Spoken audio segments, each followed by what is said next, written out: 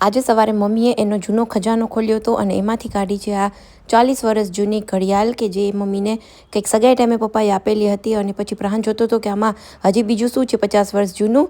એ પછી જો બપોરના લંચમાં હતું આપણું એકદમ રેગ્યુલર જમવાનું, દાળ ભાત શાક રોટલી. જમવા ટાઈમે મારો ભાઈ રામાયણ મહાભારત કે કંઈક પ્રોગ્રામ જોતો જ હોય છે.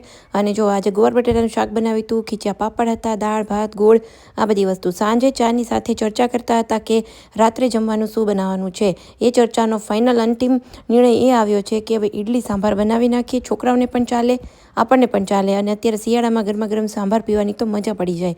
એ પછી જો છોકરાઓ લઈને બેસી ગયા હતા ગાજર. ભાભીએ બનાવ્યો ગાજરનો હલવો. ત્યાં સુધીમાં હું માર્કેટમાં જઈ અને ખીરું લઈને આવી ગઈ. એની સાથે સાથે થોડી ઘણી તમારી સાથે વાતો કરી. એ બધી વસ્તુ મારા લોંગ વિડીયોઝમાં છે. અને આ હતું આપણું આજનું ડિનર. તો જેમાં મસ્ત મજાની ઇડલી હતી, ચટણી રેડી લીધી હતી, ઘરે આવીને વઘાર કર્યો અને મસ્ત મજાનો જો આ સાંભાર ઘરે બનાવેલો હતો. બહુ જ ટેસ્ટી સાંભાર બનાવ્યો હતો. અને લાસ્ટમાં હતો ગાજરનો હલવો. તો આ હતું અમારું ડિનર કરતાં પ્રાણ કે મને જવું છે ભવનાથ. તો ભવનાથ મંદિરે દર્શન કર્યા, પછી આવ્યા ગરમા ગરમ કાવો પીવા, કેમ કે ત્યારે શિયાળામાં કાવો પીવાની કંઈક અલગ જ મજા હોય છે. તો વિડીયો ગમ્યો હોય તો લાઇક, શેર, સબસ્ક્રાઈબ કરજો.